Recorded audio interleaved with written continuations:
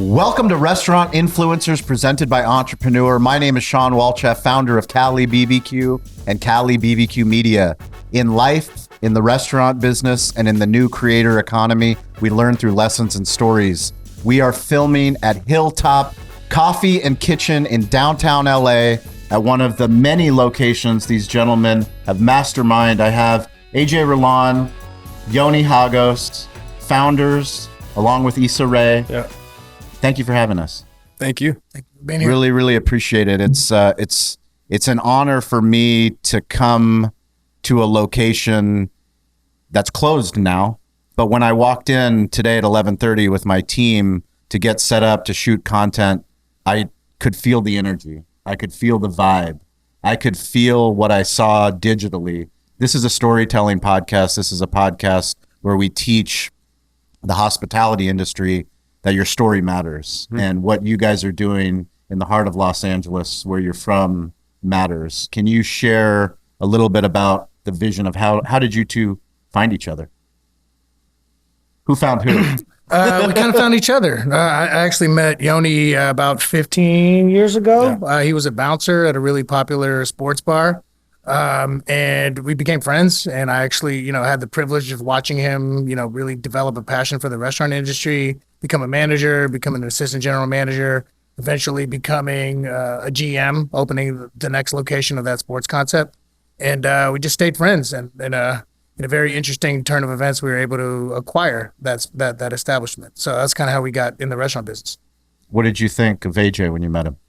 He drank a lot, but I was serving him. So yeah, and you were drinking, and I was drinking with him. Oh, fair enough. Fair enough. He was the enabler. So, can you bring me to the mission statement? I mean, I know there's multiple mission statements, but I know that when you put something out into the world, it allows the creative people that you bring onto your team to have that vision. Can you tell me about what we have up here on the wall? Yeah, so I think, for Hilltop was very mission driven and always intentional with the type of brand we wanted to build as we were thinking about what was next for us in our hospitality career, what we wanted to kind of expand on, sports and drinking. We kind of evolved out of that, and we started thinking about where we were spending a lot of our times. We became dads, and we started thinking about a lot of the spaces we were spending time in were coffee shops. And we thought that we had the idea to open our first location in South LA, which is an area where both of us grew up, an area that was spent a lot of our formative years, kind of made us who we are, and an area that has kind of long deserved more just quality, sophisticated options. And they just kind of come few and far between. There's a lot of fast food options there. There's some great local establishments, but we thought we wanted to kind of bring everything into the current day, and we thought of the idea for Hilltop. So you guys had the sports bar business, very successful. This is kind of version 2.0, as you said, becoming dads, going back to the roots. Bring me into the creative process of brand building, of the name Hilltop. That's Well, to be honest, the name you got that one. Yeah, the name actually came from we found this location, this very obscure, kind of a terrible location, honestly. I know all about that. It's all in the back of a building. And one day I was standing in the middle of the street, and I called Yoni. I was like, "We should call this cafe. What do you think of the name Hilltop?" Because we were literally standing on the top of a hill. And so that's where the origin came from. But as we kind of thought more about what we wanted to represent, we knew we wanted to create a cafe or a coffee shop. We knew we wanted to bring quality ingredients to this community that has long deserved it. We knew we wanted to hire people from that community or do our best and do our best to teach leadership and entrepreneurship through entry-level employment. And then then most importantly, we wanted to create a space where our patrons can come and do coffee shop. Can we curse on here? Yeah, this is entrepreneur. We're entrepreneurs. We wanted to create a place for people to come and do coffee shop shit, right? And it was a lot of creativity, a lot of community organizing, a lot of things that kind of advance humanity who often start inside of a coffee shop. So when we were thinking about the space that we wanted to your point, like we wanted to create something that had this energy built into it, that had this vibe into it, every step of the process, every step of the product. Whether the patron wasn't in their patron's face or not, it was something that we wanted to bleed with every single choice that we made. So we thought about just this idea, what Hilltop actually meant. It was just this thing that kind of connects us all as human beings. We're all climbing something. Yep. We all have goals. We all have obstacles that we need to overcome to achieve those goals. So we're all climbing our own hilltops. When you have a big vision, the execution part is the part where you go, because if you think about it, a coffee shop, that's an incredible business. Yeah. But you guys aren't a coffee shop. You have phenomenal coffee, but you're a full-on restaurant. Yeah. You're a full-on gathering place. Yeah. Like you're a full-on hospitality brand. How do you take that and actually execute it and go, well, are we just doing pastries? Or are we doing a full-on incredible menu like all the things that you guys offer? Yeah, I think we approached it as a coffee shop, and I think a sign of a good restaurateur is really listening to your customers and adjusting from there. And that's exactly what we did. We saw the PMix and we saw what people wanted, we saw what people were ordering, and we decided to expand on that. To speak to the execution part, it's all about the team. Like, we've been very fortunate to attract amazing people to our team, and it shows in our experience. How do you attract? I mean, we can say attract people Yeah. to the team, but how does it actually happen? Just, I think for us, we do a lot of manifesting. You tell people what's going to go down. So it's we talk about it. I mean, it's just having conversations and networking and knowing when you find the right people. Yeah, we're very slow to hire, right? So we take our time. We make sure we have the right people, and every hire matters. And making sure everyone fits within the culture that we're trying to build. And we're very intentional about how we do that, and it's definitely showed. Has there been any mistakes or For any sure. stories along the way of something that somebody that's listening to this could learn from going from one coffee shop to the second coffee shop? I mean, the big thing for us is slow to hire, quick to fire. Once you know someone's not going to work, it's time to move on, because it's pretty obvious. And I think you fight that sometimes just out of basic human nature, just wanting to try to make something fit when it doesn't. But I think moving on from people quickly saves them, and it also saves you. So that's something that we really try to enforce. Every business is a family business, whether we like it or not. How do you incorporate your family values into your business?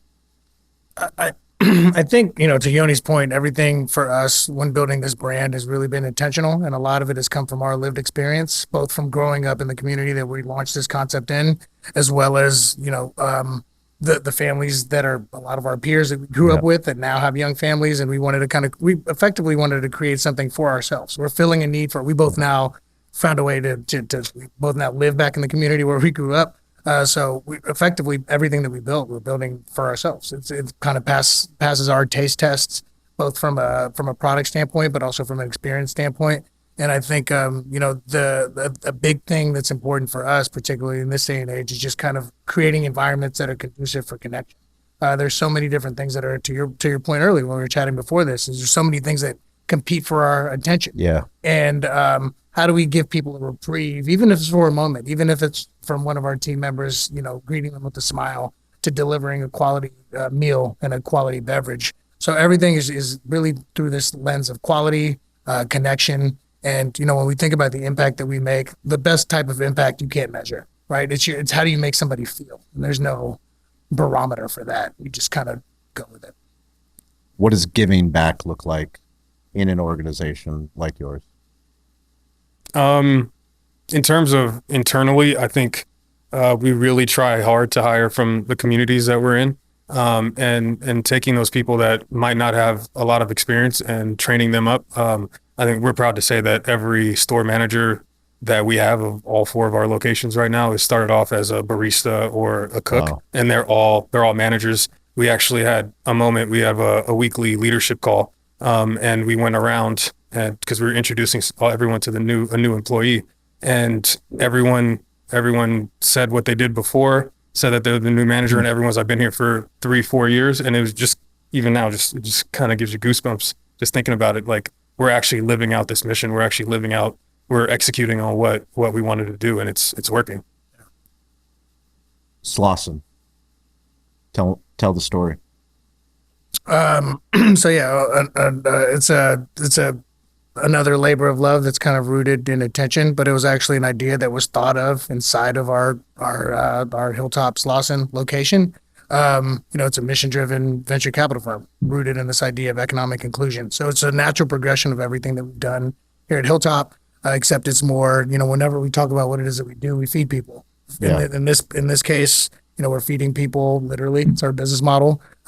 Out of our old sports bar location, we launched a community event that we would host every month that would where we bring our regulars and our friends together to feed people experiencing homelessness in our local community there. And now this new venture, we're able to feed people. What was that? What was that initiative called? It's called #LunchBag. And how many cities did this initiative spread? It was amazing, man. It was something that we thought of, that we started at the parlor, and through social media, it grew to over 150 cities all over the world. What is it? It's basically, it's kind of framed as this party with a purpose. And the whole idea, not dissimilar from how we kind of promote and market our establishments, is this idea of bringing people together from diverse backgrounds that otherwise may not necessarily be in a room, and giving them something that they don't necessarily know that they need. We all have this innate feeling that there's 170 religions in the world, and you only have one thing in common, and it's love thy neighbor and help your fellow man, lift other people up. So, proud to say that that's kind of become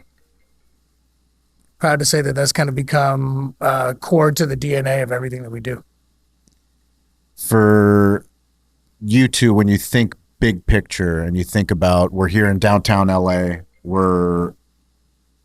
tell me about this space before we go on. Yeah, I think, was this part of the master plan? Yeah, I mean, it's always been, we want to take LA from Pasadena to Long Beach, right, from downtown to Santa Monica, and really pepper in these hilltops. And fortunately, our director of operations had a relationship with the landlord here, and we were able to kind of seamlessly integrate into a space that's beautiful, right? And we got to put our fingerprint on it, and I think people really appreciate what we've been able to do here. Yeah. What else are you going to do here?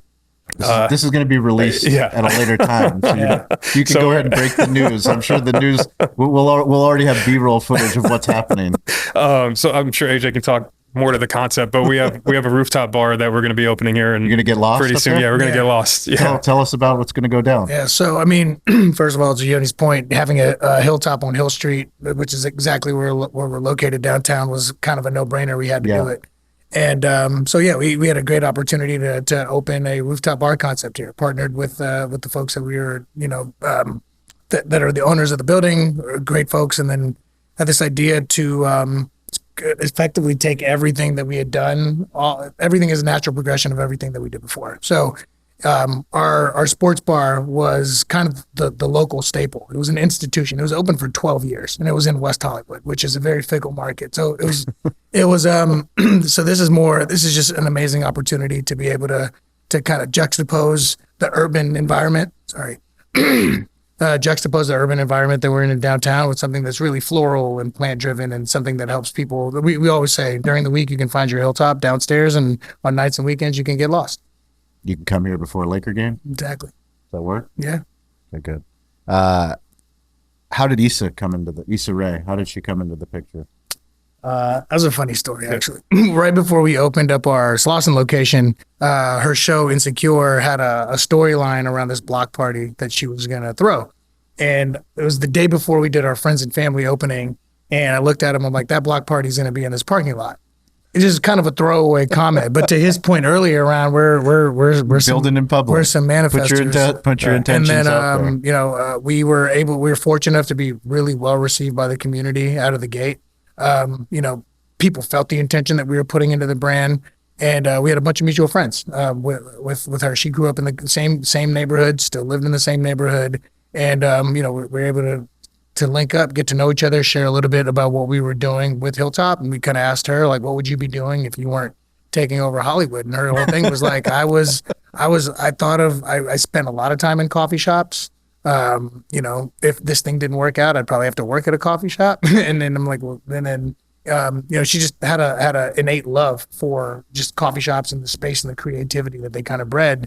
And it was such an easy conversation to have. And we're like, we'd love to have you in the huddle. This makes so much sense. We can't think of anybody that's more aligned. And that was 5 years ago. What kind of advice, because partnerships with somebody that is as high profile as she is, most of the time they might not work. Yeah. What kind of advice do you have to somebody that's trying to do something with the best of intentions. It ultimately comes down to alignment. Yeah. Right. You have to have an alignment of values, an alignment of, we've done stuff with other folks before that are high profile, and to nobody's fault. We just didn't, the brand alignment of who they were and Yeah. who they were in the world didn't necessarily line up with what it was, with the experience that we were creating for people. And I think that customers nowadays are very smart. They're very intelligent. You were sharing how smart your young children My are. children in terms are of my how, children, like, my 6-year-old and 4-year-old are very smart. And they know when they're getting advertised to. People for sure. can sniff out when you're full of shit, Yeah. right? And you just have to give the customer all the credit in the world, because there's a lot of things they could be spending their money anywhere. And if for 1 minute they don't feel like you're authentic or the sincerity of intent is not there, then you start to lose them. For you, I know there's one woman in particular that works behind the scenes to make all the magic happen. She helped us set up these interviews today, this content. She makes the story come alive on digital, as well as all the other million things that she does. How do you feel working with your wife, and how do you guys maintain balance and sanity as you do? You also are a father. Yeah. With a young kid. I mean, it has its ups and downs, but overall, I don't think we could ask for anyone better that really understands what we're trying to do. There's a sense of safety there, knowing that this person has your best interest in mind. Yeah. Because again, she is speaking for the brand, and she's walking through the dining rooms, touching tables, speaking to all the guests. And I think we're very fortunate to have her around. At what scale does she get some help? And how many restaurants? So you clearly had a conversation before. No, I mean, we live in the media, the storytelling world, and I mean, it goes for anybody. We work with huge restaurant groups that have one person running social, one person that's responsible for email, the website, for brand, for storytelling, for touching tables, for creating content, for making video. And it's like the bandwidth, but all of it's important. Yeah. It's not only is it important, but it's all changing. Yep. So what we did in 2017 isn't what we're doing in 2023. How do you guys look at it through the lens of, should we be on TikTok? Do we have to be on TikTok? Should we focus just on Instagram? Like, how do you guys talk about that operationally from this guy? I think we understand what our bandwidth is, and we have our goals and the things that we want to achieve. And once we have the capacity to be able to expand on those, we have a couple new brands that are going to be launching later this year and next. And all of those will have TikTok channels that they'll be native. So I think that, when you start a brand, particularly a restaurant brand, a lot of that love goes into launching the brand, and then you have no choice but to play offense, because you're starting things off and you're trying to get everything off the ground, and you're trying to teach people how to think and talk about what it is that you're doing.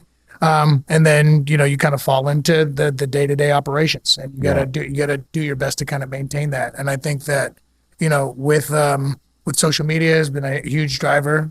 Everything has been organic. She's done a phenomenal job of telling the story and creating the content with very limited resources. Another thing that I think that something that she spearheads really well is a lot of the community events that we do. We have an event at our OG Slauson location called Jammin' on the Hill that brings people out, brings local musicians, gives people the ability to kind of showcase their voice and their talents. And it's something that just goes a really long way with the community. When you're just not open from your regular operating hours, and you're opening up to do other things like that. And, a lot of that generates a lot of user generated content, which is great. Word of mouth is the best because it's free. When a brand is as creative and as collaborative as you guys are, how do you say no? I think saying no is pretty easy, because you can kind of going back to the idea of when you have a sincerity of intent around a specific mission, it's a fantastic filter for like not great opportunities or people that are, looking to take advantage or kind of hop on the back of what it is that you're building. So, pretty quickly we can look at an opportunity and we can kind of look at each other and say, this feels aligned with what it is that we're trying to do, or it doesn't. And we can very easily say, respectfully decline. I think a lot of times we say no more than we say yes. How big do you see this brand getting? We're going to take over the world. Taking over the world. Dubai locations? I think short term, California. We want to keep it California. We want Yep. to take over Southern California. California's the easiest Yeah, state to operate. yeah, so exactly. We might I as know, well do I it know. there. But I think low hanging fruit for us is definitely Georgia, DC, East Coast. I think we're gonna grow. We're gonna go pretty quickly here in the next few years. So, yeah. But California right now, it's California, Southern California. Do you think you found the right real estate model, or is it going to be flexible? Yeah, so the model that we're kind of using now, so our downtown location and our Inglewood location we're calling them kind of like our flagship locations. And we want to take these larger locations and have about 3 or 4 satellite, smaller, like prototype stores that are about 1,500 square feet, and just kind of share services and have those 4 stores operated by one manager, and that manager is kind of overseeing all of those locations. And we want to kind of take that and that's how we're going to introduce the brand to new areas, right? So we'll take that model and we'll do that, and we'll know if it's going to work. And that should make it pretty easy to go into new spaces. Did you guys use Toast in your sports bar? We did. When did you onboard with them? 2017. Yeah. 2017. Why did you switch? What were you on before? Micros. You were on Micros? Yeah. Why did you switch? So we used Toast at our first Hilltop location, and we just loved the ecosystem, like just kind of, you can keep everything within that Toast ecosystem. So we decided to just kind of take it over to Parlor, and it was very easy to translate over and train staff. And yeah, I think the biggest thing for me with Toast is just, you have your marketing all in there. You have the costing, you have scheduling. It's all inclusive, and it's great. Yeah. For people that listen to this, they either hope to open up restaurants or in restaurants. The amount of scaling that you've done through the pandemic is pretty incredible. Yeah. What kind of lessons have been learned? Let's remove the pandemic as a variable. What kind of lessons have been learned from adding locations?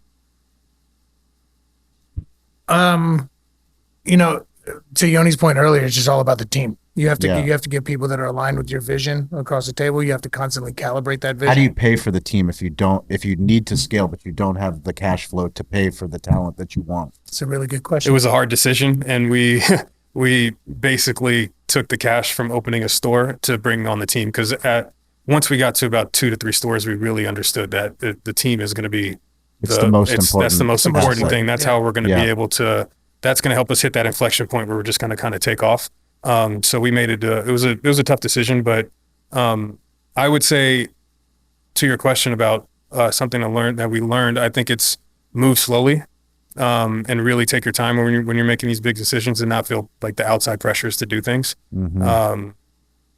Yeah, I think that's the biggest thing. I mean, when they reopened California for COVID, we decided to keep it closed just to keep our staff safe, and we made that decision against what everyone else was doing, and it ended up being the right decision because we got shut down again, and it actually helped us in the long run, because now our customers got used to ordering on third-party apps, and that business has kind of stayed consistent from COVID, but then we've been able to build on top of that with bringing more customers inside the space. So we turned a negative into a positive. Yeah.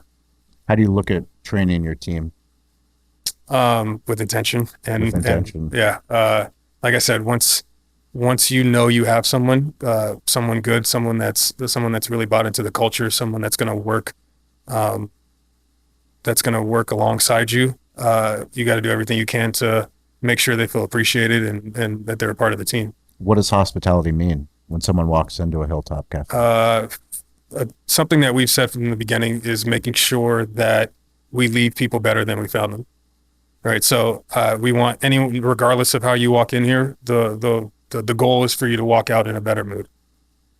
And if that's through service, through quality of food, through the vibe, through the music, the little Easter eggs, the keep your head up, the breathe, like those are all things that, again, intentionally are put in the space to make sure you walk out of here feeling better than you came in. What kind of Easter eggs you got hiding? That one right. So we're looking at keep your head up. It's written above the wall. When you walk into the restaurants, there's signs, and they're done with intention. Yeah. They're done with meaning. They're not done for Instagram. They end up on Instagram, but they end up on Instagram with a purpose. And they're really reminders for ourselves. Yeah. I mean, ultimately, when you're building something for yourself, and you can kind of connect on a human to human level with your customers, and they can feel that sincerity of intent. I know that's something we keep kind of coming back to. Every single detail is intentional, and people feel that. When you look into the future, how far do you forecast? Are you living in today? Yeah, Or I mean, I think dreaming big? we try to keep it at about 2 years. 2 years? Yeah, we try to move 2 years at a So time. when we look back on this interview in 2025, Yeah. we're going to look back and see what have you accomplished? We'll What's on that definitely plan? we'll be at least at 15 stores. 15 stores. 15 stores with So 5 stores per year. Yeah. We got that? 5 stores. We got that. 15 stores, okay? We have an airport location. Airport We're gonna location. have a rooftop location. rooftop. Any we'll other have, brands, or we're all Somerville, which is Somerville? What's that? The supper club that we're building Supper out on club. Slauson. How big is Supper Club? It's 6,000 square feet. You guys don't do anything small? No, We're not no. into boutique stuff? No. If we're gonna do it, we're going all the way. Go big or go home. Go big or Yeah. go home. Fair enough.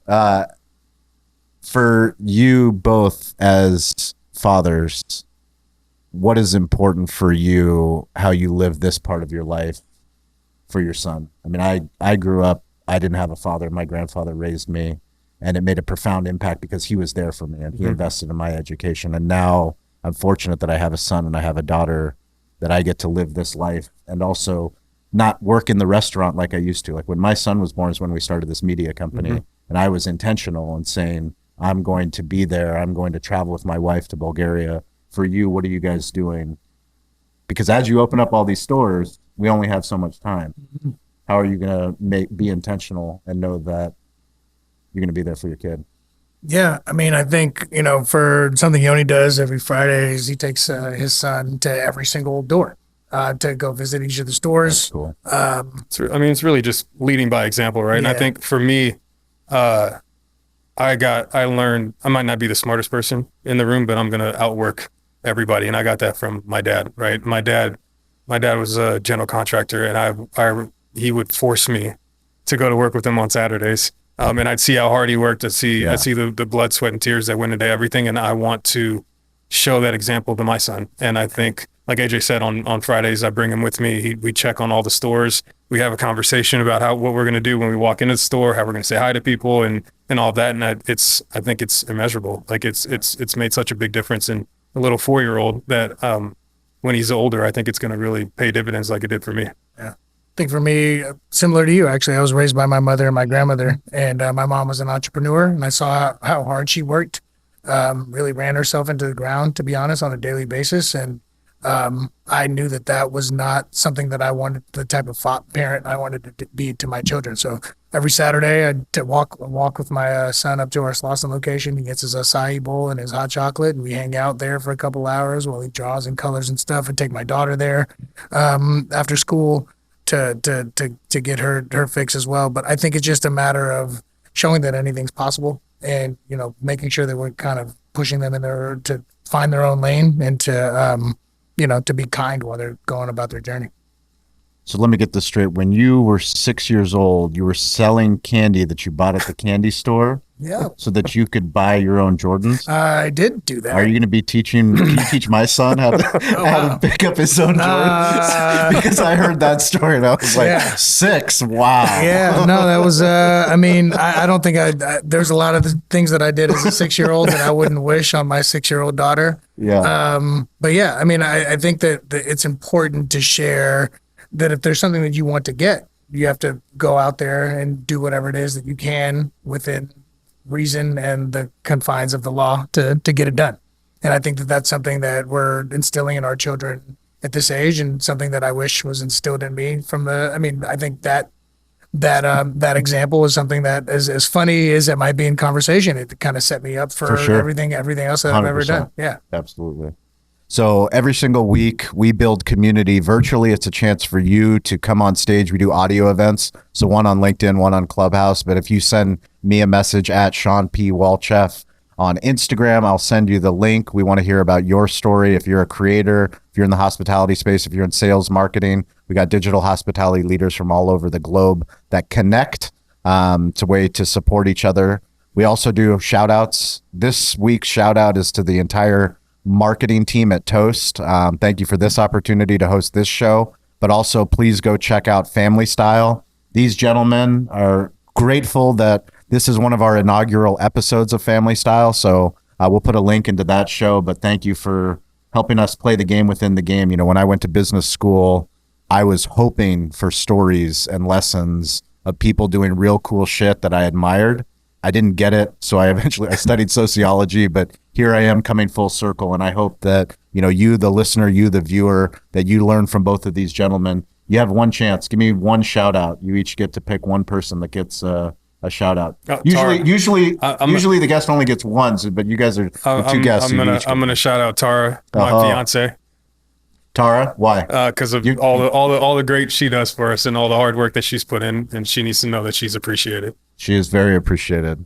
Yeah, along the same lines, I like just shout my wife Hope out. She's been incredible. A lot of motivation, a lot of inspiration. Definitely my muse. So whatever it is that I bring to the partnership, a lot of the work that she does behind the scenes to validate a lot of those ideas doesn't go unnoticed. And how can people connect with you guys? What's the best digital playground? Yeah, if you're looking for us on Instagram or on across all platforms, the business is at Find Your Hilltop. And then we're just at Yoni Hagos and at AJ Fresh. Have you found your hilltop? The funny thing about hilltops are once you get to your destination, you realize that there's just another hill to climb. So we kind of operate under this idea of like there's no destinations, there's only milestones. So when you kind of like, and that's what leads to a fulfilling life, right? Like you continue striving. So I think once you find your hilltop, what might be your hilltop today might not necessarily be the same hilltop 3, 6, 12 years from now. And for you, how can people connect? Are you on social? Yeah, at Yoni Hagos. At Yoni Hagos. Yeah. All right. Beautiful. We appreciate you guys. Thank you for listening. Please share it with a friend. And as always, stay curious, get involved, and don't be afraid to ask for help. We'll catch you guys next week. Want to give a special shout out again to Toast. Thank you for believing in the power of storytelling. Thank you for empowering restaurateurs with technology that will improve their business. Please share this show. It's the only way that we grow. Share the show with another restaurant owner, with another content creator, with someone in the hospitality space that wants to level up. We love people that are playing the game within the game. The best way to connect with me is at Sean P. Walchef, ShawnPWalchef.